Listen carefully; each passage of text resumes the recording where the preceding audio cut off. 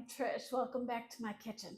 Tonight we are going to make sweet potato spinach curry from scratch. I know it's easy to buy the mix in the store and you see the ready to go jars, and those are great for emergencies, but there is no good reason why you can't make your own. It's easier than you think. And in my recipe, I use things that are already in my pantry. And while I do like to use my fresh grown herbs and spices, it's okay to use the dried store brand ones. And that's what we're going to do tonight. To start off, I've got coriander seed, and I've got about a tablespoon of that. I've got some turmeric, I've got a tablespoon of that. I've got some ground cumin, and that's a teaspoon of that. Cayenne pepper, about half of a teaspoon. I have some ginger, and this is ground. I've already purchased this ready to go. It's minced.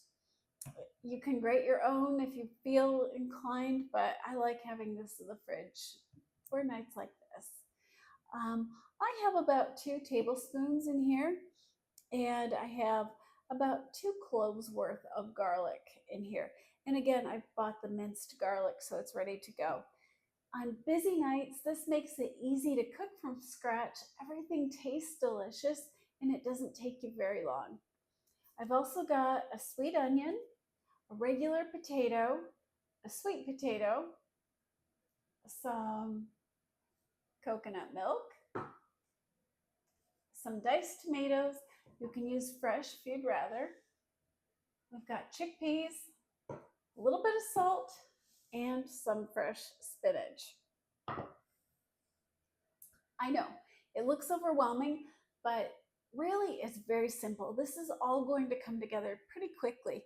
We're going to heat some coconut oil in a pan, and we're going to add the majority of our spices as well as our chopped onion.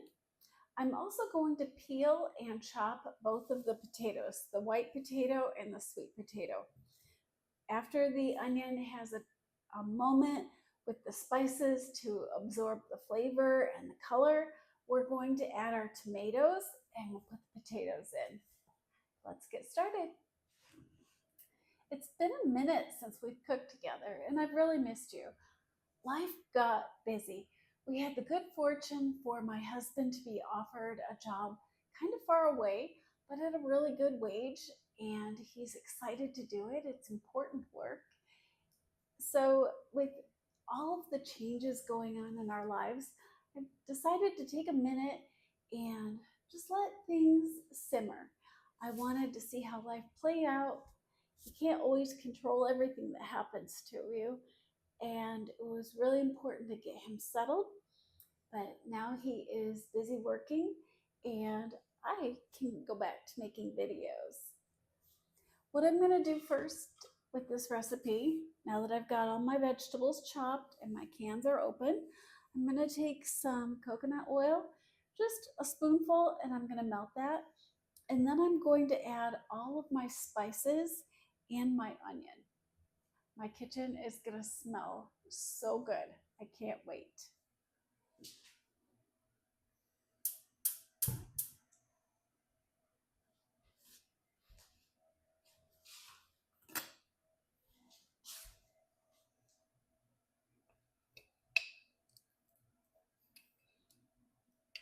You can also use water if you don't want to put any oil in your food. This is 100% vegan.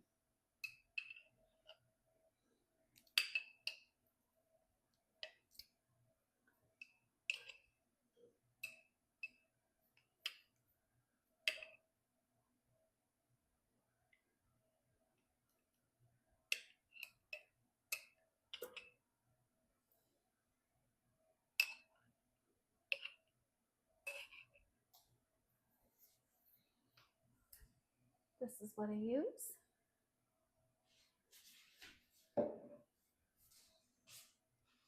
Now I'm going to turn the heat down because I don't want to scorch it.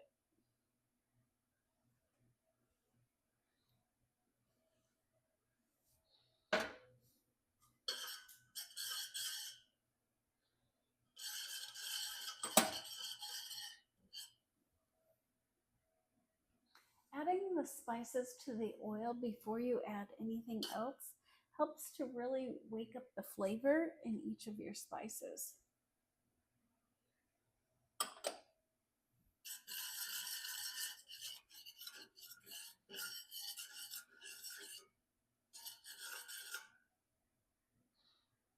I look for this to start bubbling on the pan a little bit, and when it does that, I know it's time to add the onion.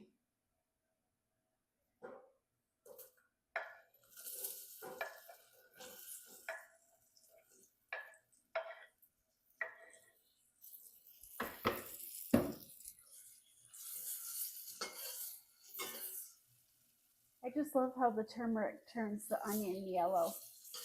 Looks so pretty.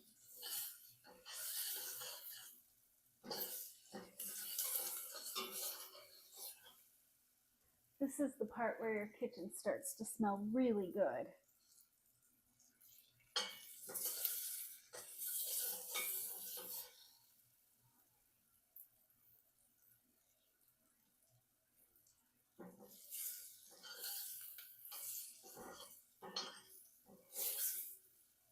There's just something about cumin and coriander that smells absolutely magical to me. It's so delicious.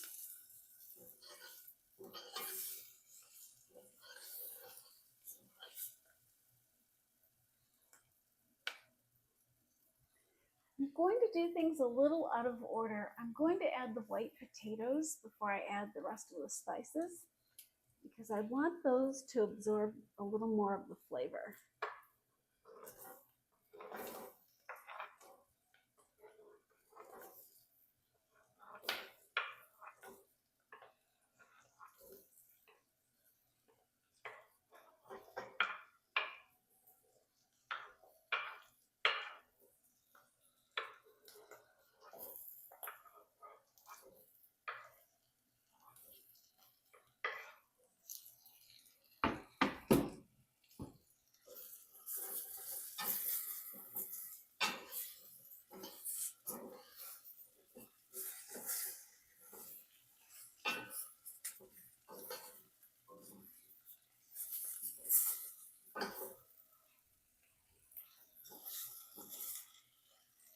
And now it's time to add the ginger.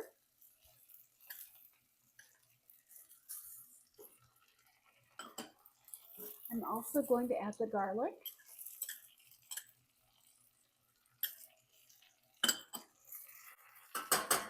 And I'm going to switch to a larger spoon.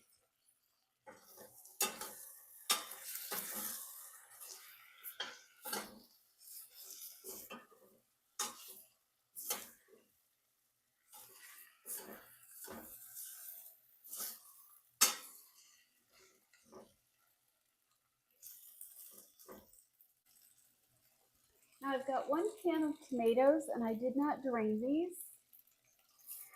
I want the juice.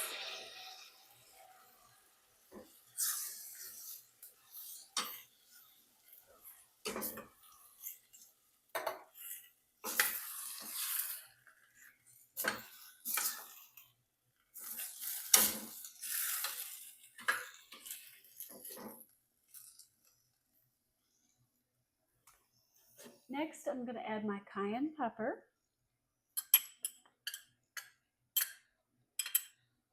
And you can add more or less as you prefer. I like my food to be quite spicy, so I tend to be generous. You can leave it out altogether if that's your preference. Now that we've got this to look a little bit soupy, I'm going to add the sweet potato.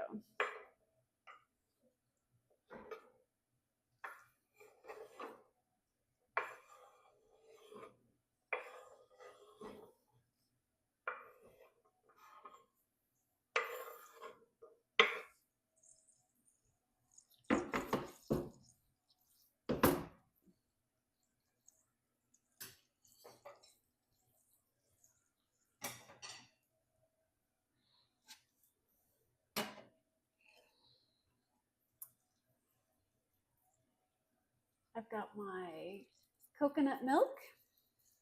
We'll add that in there.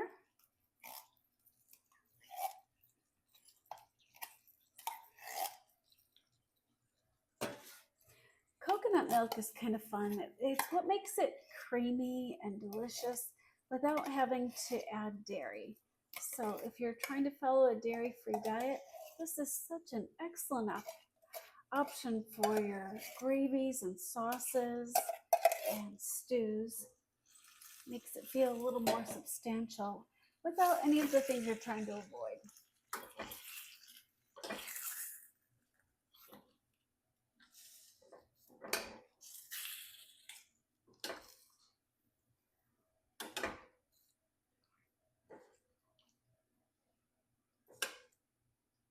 There we go. I see liquid coming up from the bottom. We want to make sure all of this is well blended.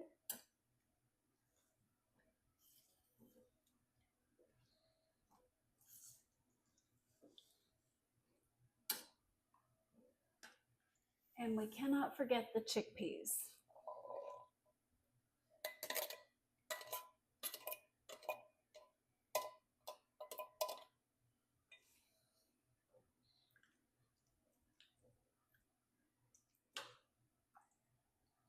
Oh, this smells so good now. What I'm going to do next is I'm going to cover this and I'm going to let it cook on a very low temperature for about 45 minutes. We don't want it to burn. We just want all the flavor profiles to really combine, and we want the potatoes to soften up. And then our very last step is to add the spinach. We don't want that to overcook. While we're waiting for that to simmer on the stove, I thought I'd show you the fun little thing I have going on with my kitchen fish here. This girl has laid some eggs. Those are the little tiny pink dots in the top of the cave.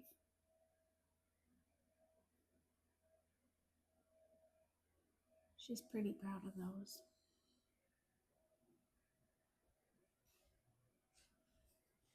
She laid these today, and she's going to guard them for about 2 to 4 days, and then they will hatch.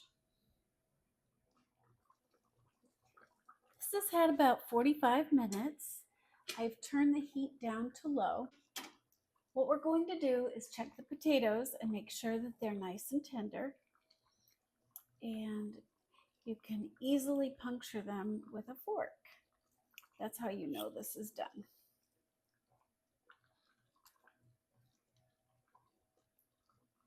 See, that goes right through, no problem at all. Sometimes I like to smash up a few of the potatoes just to make it a little creamier.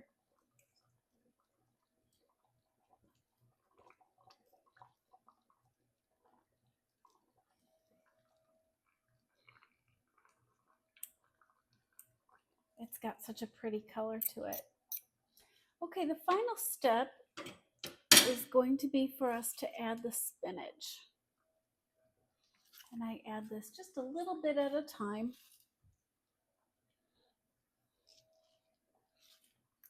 It's really important to wait until the very end to do this because you don't want your spinach to kind of wilt and disappear. I like it to still have a little bit of crunch to it almost.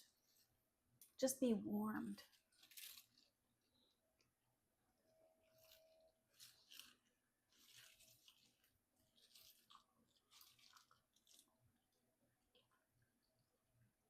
Mine's dripping because I washed it, of course.